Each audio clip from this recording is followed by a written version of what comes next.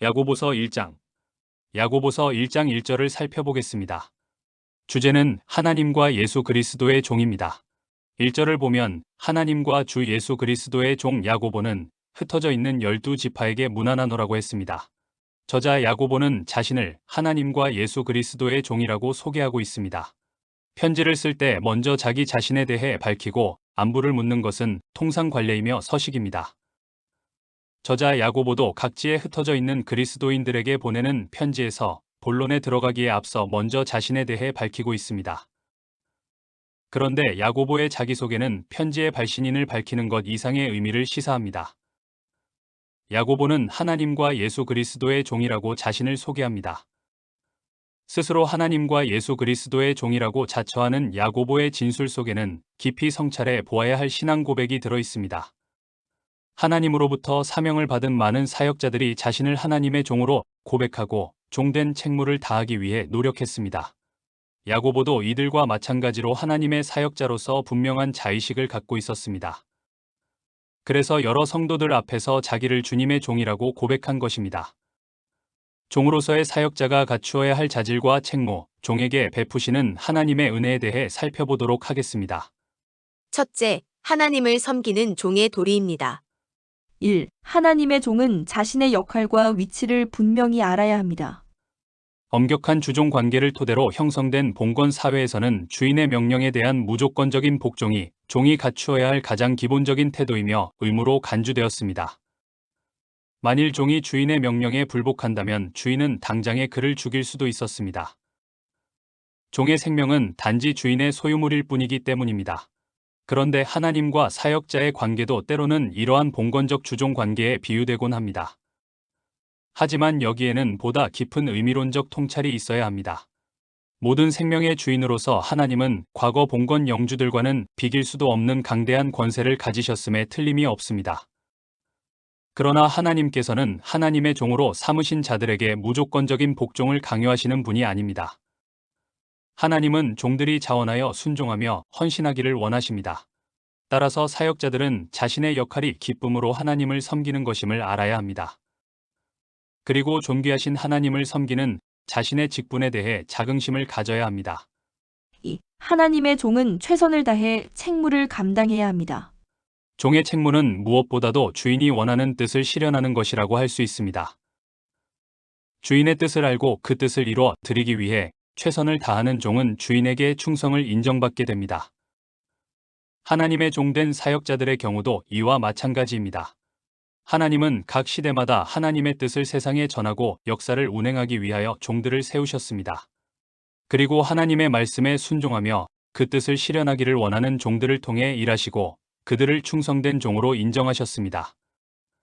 자신을 하나님과 예수 그리스도의 종으로 고백한 야고보도 충성된 종들 가운데 하나였습니다.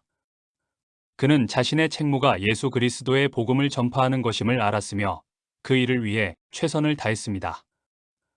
하나님은 이처럼 하나님께서 맡겨 주신 책임과 의무를 최선을 다해 감당하는 자들을 통해 더 큰 일을 행하실 것을 약속하셨습니다.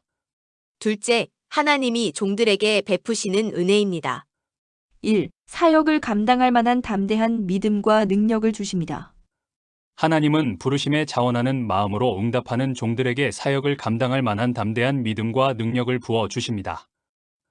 시내산에서 모세를 부르신 하나님은 사역을 맡기시면서 그 일을 감당할 만한 능력도 부어 주셨습니다. 종은 다만 주인이 위임해 준 권위를 가지고 주인이 명하는 일을 할 뿐입니다. 일의 진행 과정에서 파생되는 문제나 결과에 따르는 책임을 지는 것은 주인입니다. 하나님은 강대하신 권위로 모든 것을 책임져 주실 것을 약속하시며 종들에게 강한 믿음과 능력을 부어 주십니다. 2. 충성에 대한 상급을 주십니다. 하나님은 대가 없이 사역을 시키지 않으십니다. 하나님을 섬기는 일을 맡아 수행하는 사역자들이 하나님의 종으로서 자긍심을 가지고 일할 수 있는 것은 하나님이 충성한 만큼 상급을 지불하시는 공의로운 주인이시기 때문입니다. 하나님은 성경 곳곳에서 충성된 종들에게 주실 상급을 약정하셨습니다. 그런데 이 약속들은 충성된 종들에게 위로와 소망의 말씀이 되는 반면 충실치 못한 종들에게는 징책의 의미를 갖는 말씀입니다. 하나님은 정령 행위대로 보응하시는 분이시므로 충성에 대해 크고 놀라운 선물을 베푸시는 만큼 불충한 자에게는 이에 합당한 형벌을 내리실 것입니다. 오늘날 하나님의 종으로 사역을 맡은 자들은 비단 목회자들뿐만이 아닙니다. 하나님은 모든 성도들을 하나님의 종으로 삼으시고 복음 선포를 위해 힘을 합하여 일할 수 있도록 각기 사역을 맡기셨습니다. 따라서 모든 성도들은 하나님과 예수 그리스도의 종이라는 자의식을 가지고 자신에게 맡겨진 책무에 충성을 다해야 할 것입니다. 야고보서 1장 2절로 8절을 살펴보겠습니다. 주제는 시험받는 자의 위로입니다. 2절로 8절을 보면 내 형제들아 너희가 여러 가지 시험을 만나거든 온전히 기쁘게 여기라.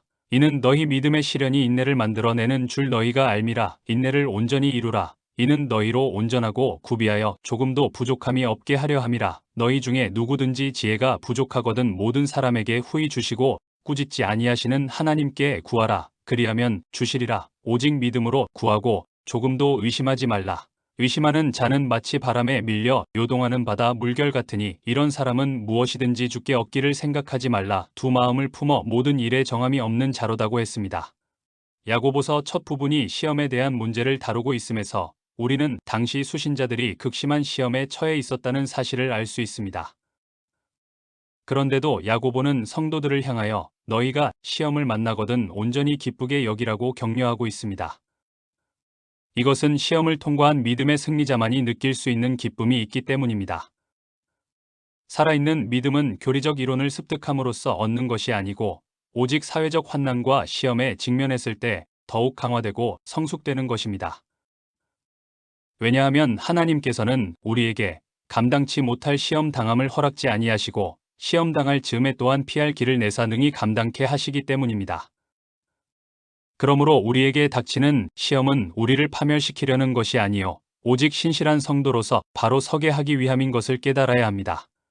첫째, 성도의 시험은 인내를 이루기 위함입니다. 3절을 보면 이는 너희 믿음의 시련이 인내를 만들어내는 줄 너희가 알미라고 했습니다. 살아있는 믿음은 무엇보다도 시험을 기쁘게 받아들입니다.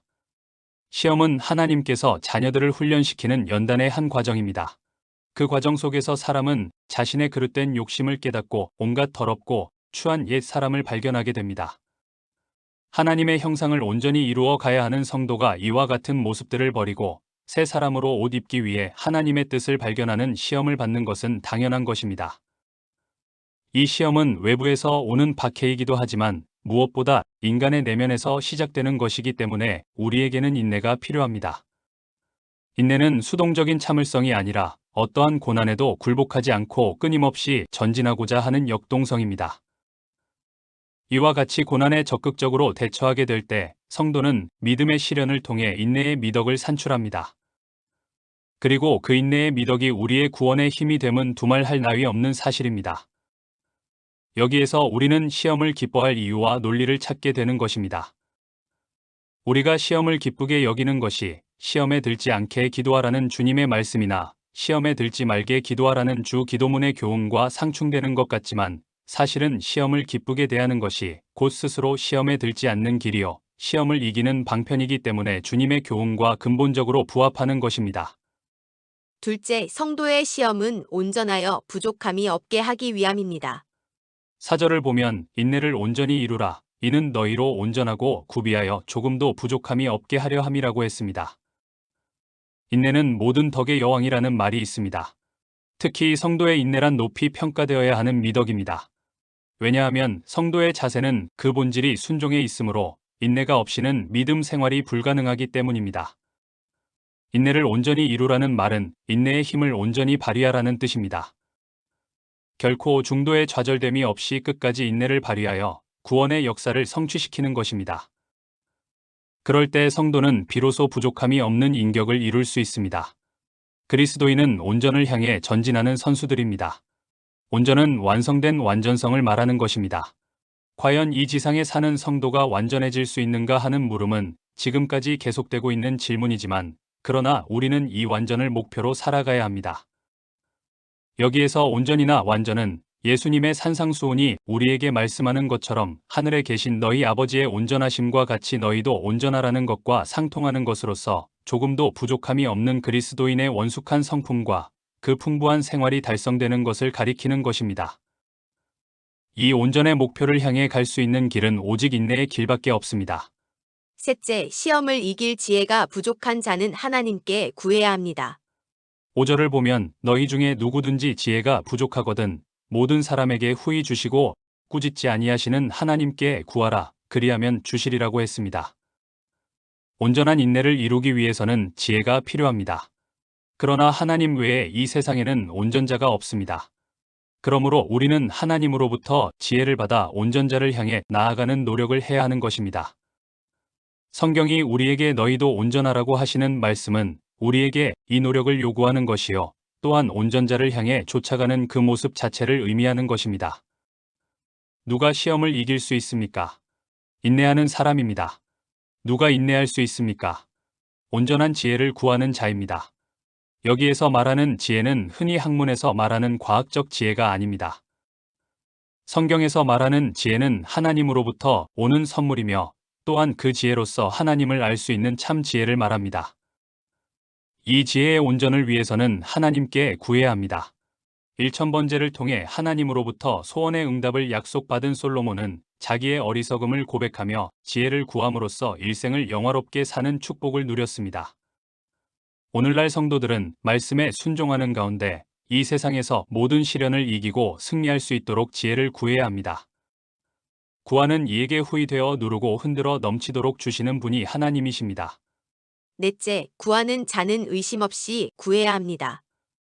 6절로 8절을 보면 오직 믿음으로 구하고 조금도 의심하지 말라. 의심하는 자는 마치 바람에 밀려 요동하는 바다 물결 같으니 이런 사람은 무엇이든지 주께 얻기를 생각하지 말라. 두 마음을 품어 모든 일에 정함이 없는 자로다고 했습니다. 구하는 자는 하나님의 능력과 소망을 확신해야 합니다. 의심을 품고 구한다면 그 사람의 마음은 부서지는 바다의 물결처럼 바람에 이리저리 요동하게 됩니다. 이러한 사람을 야고보는 두 마음을 품어 모든 일에 정함이 없는 자라고 했습니다. 하나의 마음은 믿고 있지만 또 하나의 마음은 불신하고 있는 상태입니다. 내부의 하나님에 대한 신뢰와 불신이 서로 계속적인 전투를 전개하고 있는 소위 걸어다니는 내란을 안고 있는 사람이라 할 수 있습니다. 그러므로 기도하는 가운데 의심이 밀려온다면 자신의 상태를 솔직히 아뢰고 믿음을 달라고 기도해야 합니다. 그러면 의심과 불신앙은 떠나가고 온전한 믿음으로 충만케 됩니다. 6절 중반부 이하를 보면 의심하는 자는 마치 바람에 밀려 요동하는 바다 물결 같으니 라고 했습니다. 믿음으로 솟아올랐다가 불신앙으로 곤두박치는 모습이 바다의 물결로 비유되고 있습니다. 바다 물결은 바람이 부는 강도와 방향에 따라 오르락내리락하며 불어나기도 하고 흩어지기도 합니다. 그러므로 이러한 자들의 기도는 성취될 수 없습니다. 이렇게 불신하여 요동하고 정함이 없는 사람은 하나님의 은총을 가치 있는 것으로 여기지 않습니다. 따라서 이런 사람은 하나님의 은총을 받을 수도 없습니다. 8절을 보면 두 마음을 품어 모든 일에 정함이 없는 자로다고 했습니다. 바다 물결같이 요동하는 사람은 잘 될 수 없고 이런 사람과 교제를 하면 우리에게도 나쁜 영향을 끼치기에 멀리해야 합니다. 야고보서 1장 9절로 11절을 살펴보겠습니다. 주제는 가난과 부의 시련입니다. 9절로 11절을 보면 낮은 형제는 자기의 높음을 자랑하고 부한 자는 자기의 낮아짐을 자랑할지니 이는 그가 풀의 꽃과 같이 지나감이라. 해가 돋고 뜨거운 바람이 불어 풀을 말리면 꽃이 떨어져 그 모양의 아름다움이 없어지나니 부한 자도 그 행하는 일에 이와 같이 쇠잔하리라고 했습니다. 성도가 세상을 살아가노라면 여러 가지 시련과 부딪히게 됩니다. 그 시련들 중 한 가지가 물질로 인한 것입니다. 가난한 사람은 가난한 대로, 부한 사람은 부한 대로 문제와 어려움이 있습니다. 그러나 성도들은 이러한 시련들을 잘 극복하고 승리해야 합니다. 첫째, 시련의 두 양태입니다. 원시 공동생활을 하던 사람들은 점차 시족이나 부족 단위로 어느 한 곳에 정착하여 농경문화를 형성하면서 부를 축적하게 되었고 그로 인하여 물질의 풍요를 누리는 자들과 물질에서 소외되는 사람들이 나타나게 되었습니다.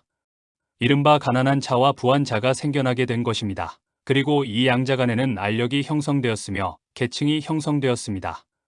가난한 자들은 언제나 상승 욕구를 가지고 있어서 좀 더 좋은 환경을 차지하려고 하며 부한 자들은 자신들의 기득권을 유지하기 위하여 그에 필요한 온갖 수단과 방법을 다 사용합니다. 그러나 그 이면을 살펴보면 양자 모두 고통스러운 문제를 안고 있음을 알 수 있습니다. 1. 가난한 자의 시련은 빈곤입니다.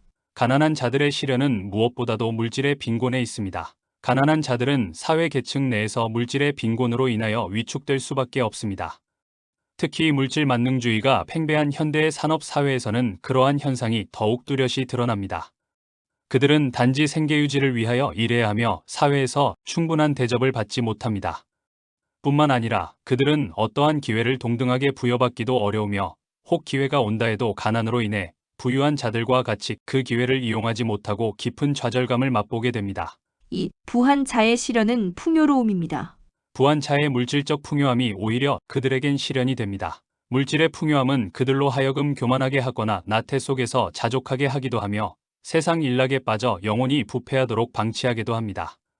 부한 자는 모든 일에 자기 본의가 되기 쉽고 남의 말을 경청하는 데 소홀하며 하나님을 잊기 쉽습니다.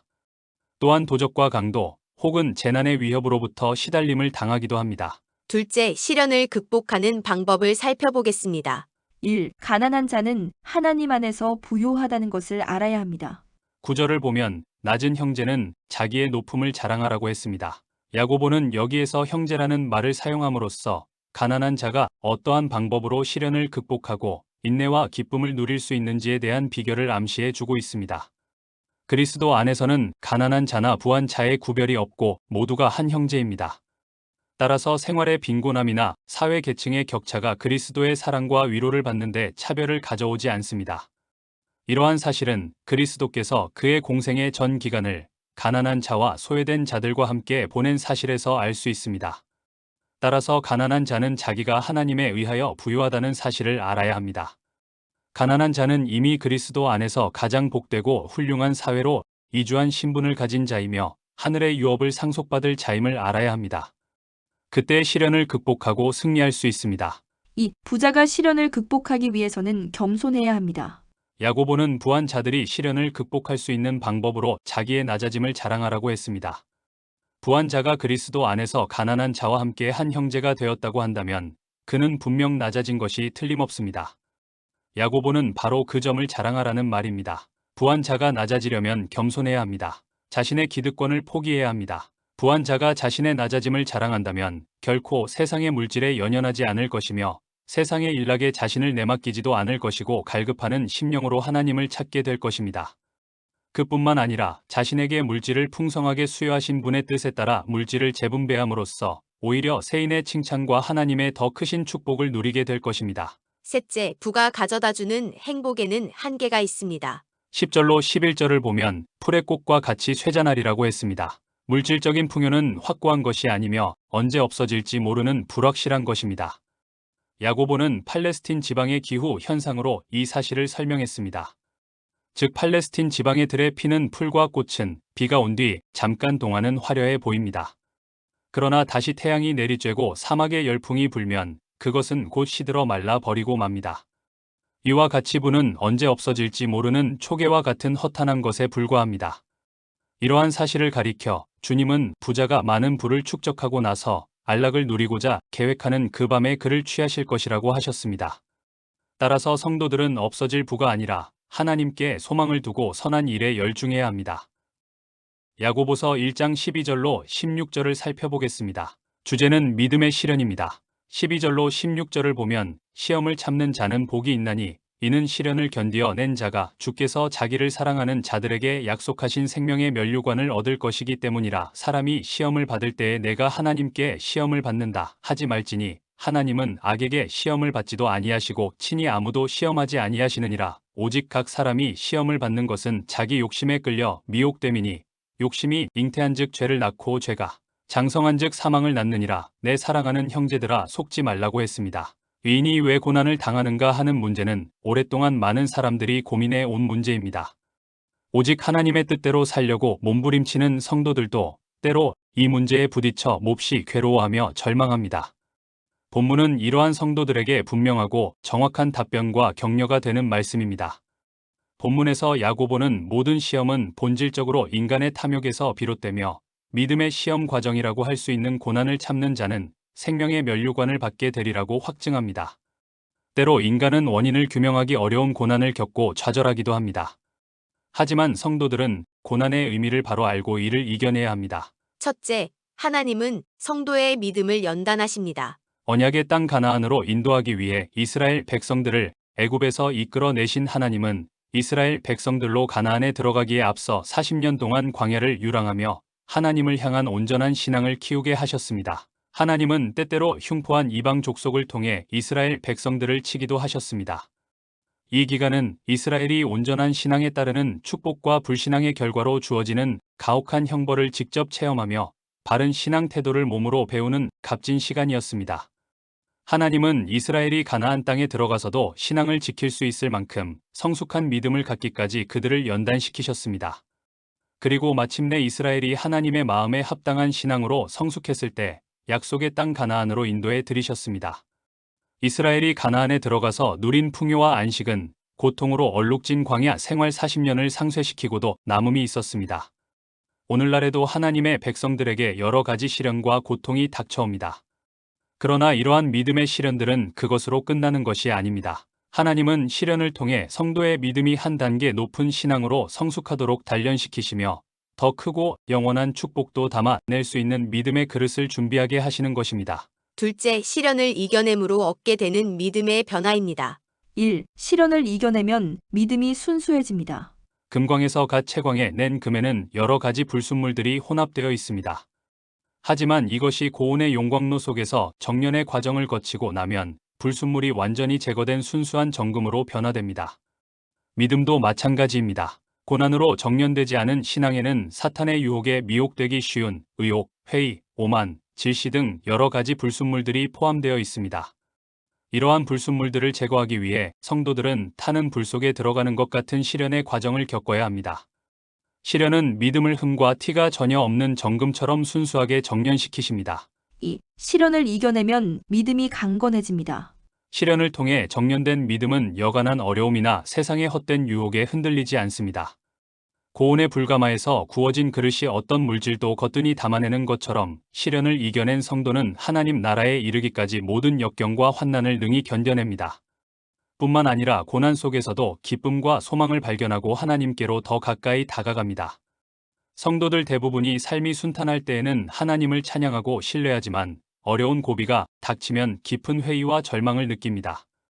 많은 성도들이 이 시련의 고비를 넘기지 못하고 신앙생활을 포기하거나 믿음을 버립니다. 하지만 오직 하나님이 주시는 시험으로 연단된 성도들은 어떠한 시련이 닥쳐와도 결코 흔들리지 않을 만큼 믿음이 강건해집니다.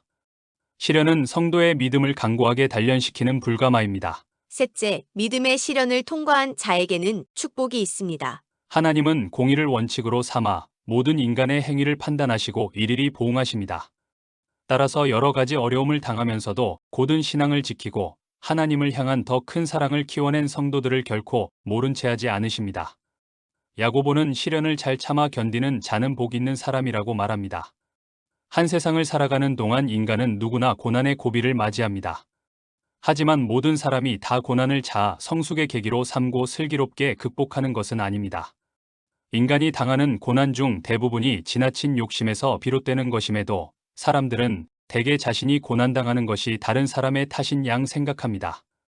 이렇게 원망과 불평에 찬 사람은 결코 시련을 이겨낼 수 없습니다. 겸허하게 자신을 돌아보며 하나님을 더욱 신뢰하는 사람만이 믿음의 시련을 이겨냅니다.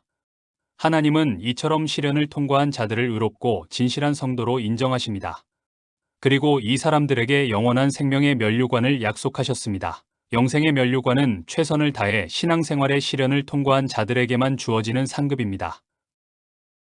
야고보서 1장 17절로 18절을 살펴보겠습니다. 주제는 하나님이 주시는 은사와 선물입니다. 17절로 18절을 보면 온갖 좋은 은사와 온전한 선물이 다 위로부터 빛들의 아버지께로부터 내려오나니 그는 변함도 없으시고 회전하는 그림자도 없으시니라. 그가 그 피조물 중에 우리로 한 첫 열매가 되게 하시려고 자기의 뜻을 따라 진리의 말씀으로 우리를 낳으셨느니라고 했습니다.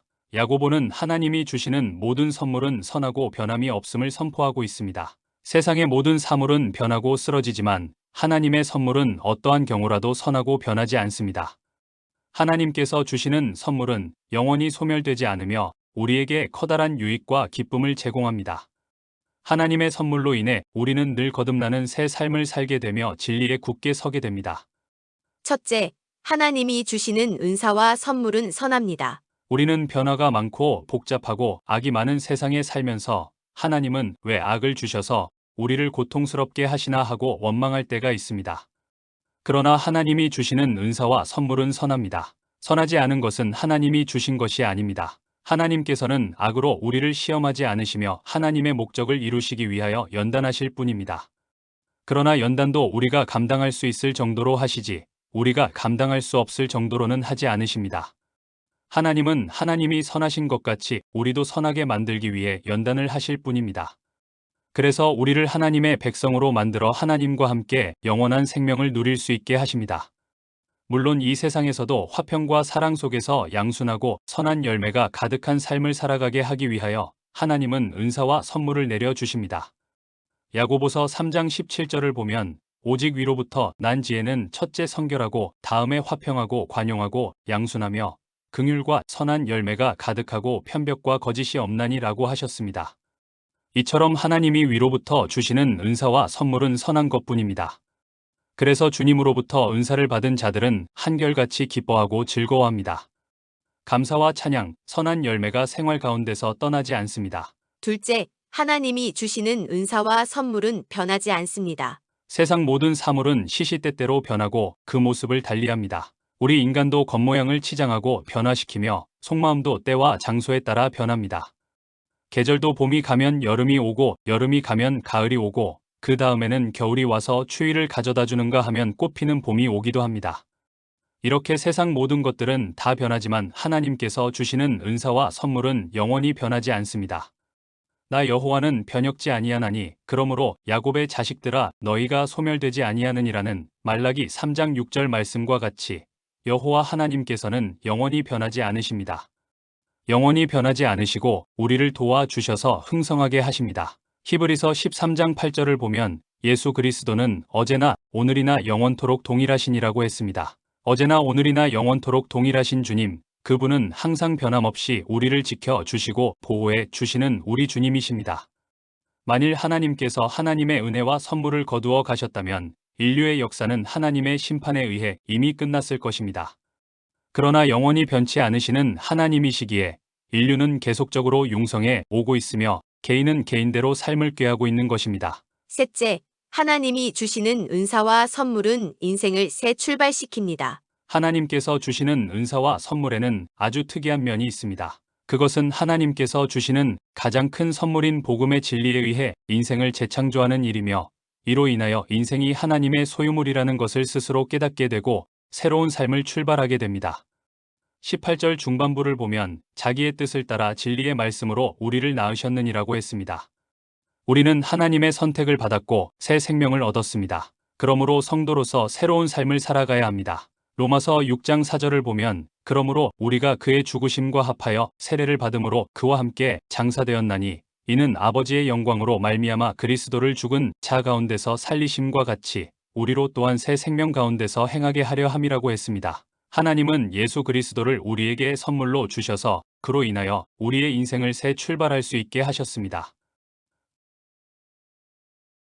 야고보서 1장 19절로 21절을 살펴보겠습니다. 주제는 속히 할 것과 더디 할 것입니다. 19절로 21절을 보면 내 사랑하는 형제들아 너희가 알지니 사람마다 듣기는 속히 하고 말하기는 더디하며 성내기도 더디하라. 사람이 성내는 것이 하나님의 의를 이루지 못함이라. 그러므로 모든 더러운 것과 넘치는 악을 내버리고 너희 영혼을 능히 구원할 바 마음에 심어진 말씀을 온유함으로 받으라고 했습니다. 사람이 살아가노라면 속히 할 것과 더디 할 것이 있습니다. 사람이 만약 이것을 구분하지 못하고 속히 할 것을 더디하고 더디할 것을 속히 한다면 그의 인생은 실패한 인생이라 할 것입니다.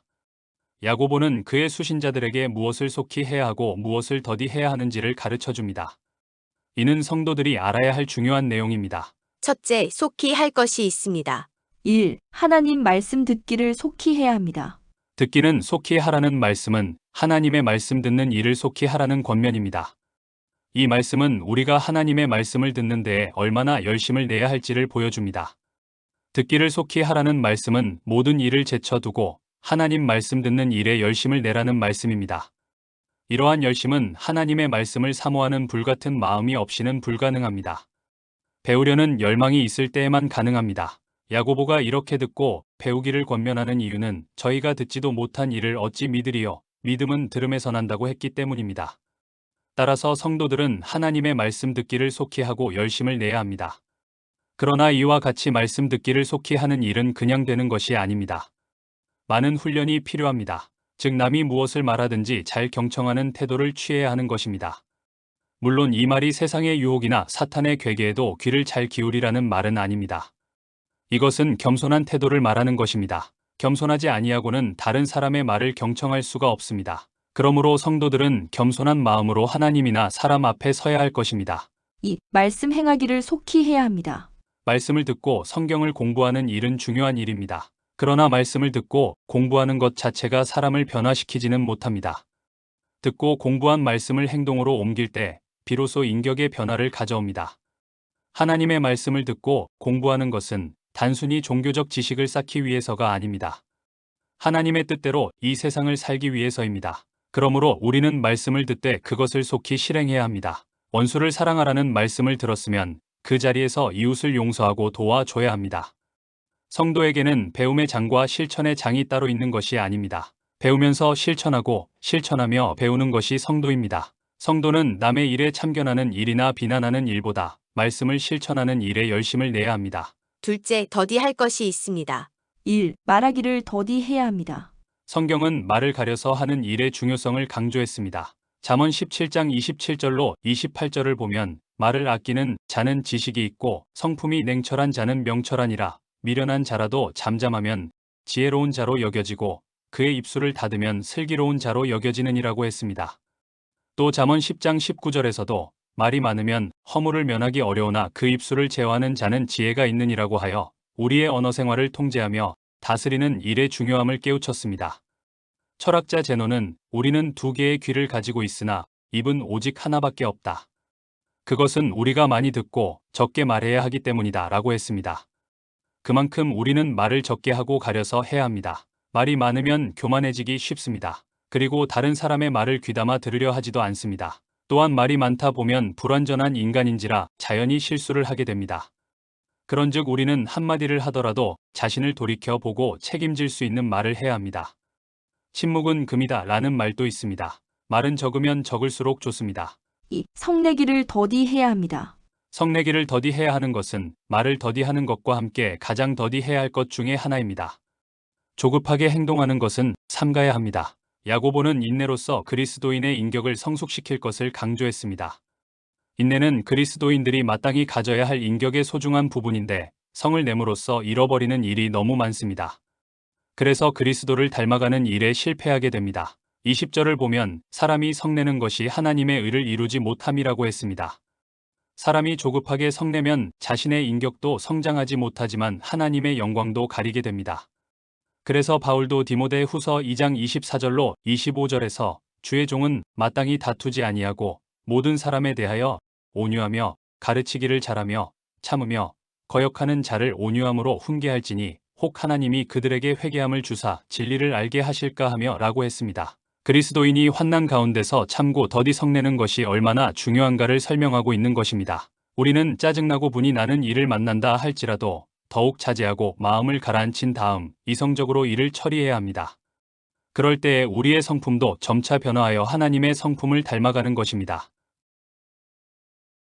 야고보서 1장 22절로 25절을 살펴보겠습니다. 주제는 들음과 행함입니다. 22절로 25절을 보면 너희는 말씀을 행하는 자가 되고 듣기만 하여 자신을 속이는 자가 되지 말라. 누구든지 말씀을 듣고 행하지 아니하면 그는 거울로 자기의 생긴 얼굴을 보는 사람과 같아서 제 자신을 보고 가서 그 모습이 어떠했는지를 곧 잊어버리거니와 자유롭게 하는 온전한 율법을 들여다보고 있는 자는 듣고 잊어버리는 자가 아니요 실천하는 자니 이 사람은 그 행하는 일에 복을 받으리라고 했습니다. 말씀을 듣는 것은 행하기 위함입니다. 말씀을 듣고 행함이 없다면 자기를 속이는 것이 됩니다. 거울을 통해 얼굴에 묻어있는 것들을 아는 것과 같이 하나님의 말씀은 우리의 죄를 깨닫게 합니다. 이때 깨달은 바를 회개하고 돌이키게 됩니다. 만약 말씀을 듣고도 자신의 죄를 회개하고 돌이키지 않는다면 헛되이 말씀을 듣는 것입니다.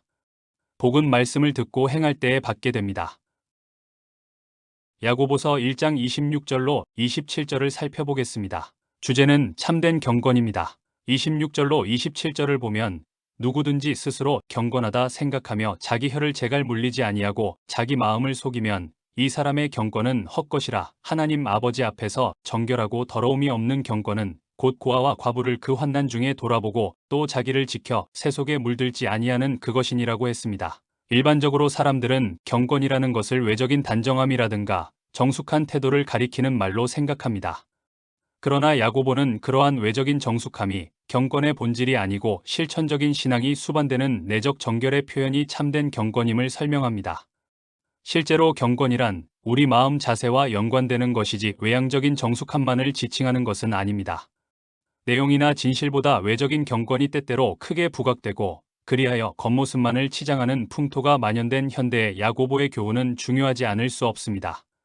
첫째, 경건은 어려운 이웃을 돌보는 것입니다. 27절을 보면 하나님 아버지 앞에서 정결하고 더러움이 없는 경건은 곧 고아와 과부를 그 환난 중에 돌아보는 것이라고 했습니다. 여기에서 돌아보다의 동사는 마태복음 25장 36절과 43절에 나오는 단어로 단지 교제하기 위해서가 아니라 어려움을 당한 이들이 실제적으로 필요로 하는 것을 도와주기 위해 찾아보는 행동을 의미합니다. 말로만 구제, 사랑을 외치는 것이 아니라 실제적 구체적으로 타인의 어려움을 돕는 것이 참된 경건이라는 의미입니다. 이를 다른 말로 표현한다면 사랑으로서 역사하는 믿음이라고도 설명할 수 있습니다. 본문에서 고아와 과부가 언급된 이유는 그들이 사회적으로 볼 때 어려운 처지에 있기 때문이며 동시에 그러한 연유로 해서 타인들로부터 소홀히 취급당하거나 억압받기가 쉽기 때문입니다. 남들이 미처 돌아보지 않는 그런 부류의 사람들까지 도와주는 것이 참된 경건입니다. 이런 의미에서 참된 경건은 사랑의 구체적인 실천이라고 말할 수도 있습니다. 모든 이들이 도와주고 싶어 하는 이들을 돕는 것도 물론 사랑입니다. 그러나 남들이 무시하는 이들을 구제하고 사랑한다면 하나님으로부터 칭찬을 들을 만한 귀한 경건입니다. 진실한 경건은 사람만을 의식하는 외적 행위가 아닙니다. 하나님을 의식하는 내적인 신앙에서 출발해야 참된 경건을 이룰 수 있습니다. 하나님을 의식하지 않는 거칠에는 분명 외식이며 위선입니다. 외식하는 바리새인들이 그리스도께 비난과 책망을 받았듯이 현대인의 위선과 외식도 분명 심판의 대상이 됨을 명심해야 합니다. 둘째, 경건은 세속을 피하는 것입니다. 27절 하반부를 보면 또 자기를 지켜 세속에 물들지 아니하는 이것이니라고 했습니다. 하나님을 섬기는 자들이 취해야 할 참된 경건은 자신을 세속으로부터 지키는 것입니다. 여기에서 세속이란 사람들이 거주하는 이 세상에 널리 퍼져 있는 여러 모양의 죄악을 의미하는 것으로 의라든가 성결 등과는 반대되는 개념의 단어입니다. 다시 말하면 하나님의 의를 추구하고 동시에 그것의 실현을 추구하는 성도들이 세상의 더러움과 타협하거나 오염되어서는 안 된다는 뜻입니다. 오늘날 기독교인이라고 떳떳이 외치면서도 타락한 정치인, 타락한 실업가들이 있습니다. 이런 외식적인 모습을 지닌 이들은 먼저 자신을 기독교인이라고 내세우기 전에 스스로를 돌아보고 회개할 줄 알아야 합니다. 그 당시의 상황에서는 어쩔 수 없었다는 식의 변명은 하지 말아야 합니다. 셋째, 경건은 언행이 일치하는 것입니다. 26절을 보면 누구든지 스스로 경건하다 생각하며 자기 혀를 제갈 물리지 아니하고 자기 마음을 속이면 이 사람의 경건은 헛것이라고 했습니다. 여기에서 스스로 경건하다 생각하며 행동하는 자는 외식하는 자를 가리키는 표현입니다. 공중 예배에서 스스로 경건성을 의도적으로 내세우는 자, 남들에게 보이기 위해 선행을 베풀고 그것을 자랑하는 자 등이 여기에 속합니다. 또한 이런 사람일수록 타인의 허물을 들추어내어 비방하는 경향이 강합니다.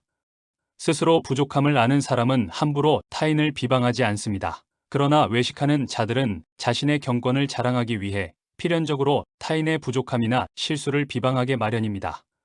참된 성도라면 이 같은 일을 멀리해야 합니다. 물론 외적인 단정함도 중요합니다. 그러나 내적인 정결이 수반되지 않은 외식은 경건이라고 할 수 없습니다. 성경책을 가슴에 안고 정장을 하고 주일날 열심히 봉사한다고 하여 그것으로 경건 생활의 완성을 이루는 것은 아닙니다. 남이 보지 않는 곳에서 사회생활이나 직장생활에서 먼저 정직한 모습을 보이는 것이 오히려 더 시급한 일임을 알아야 할 것입니다. 성도는 세속과 구별된 사람입니다.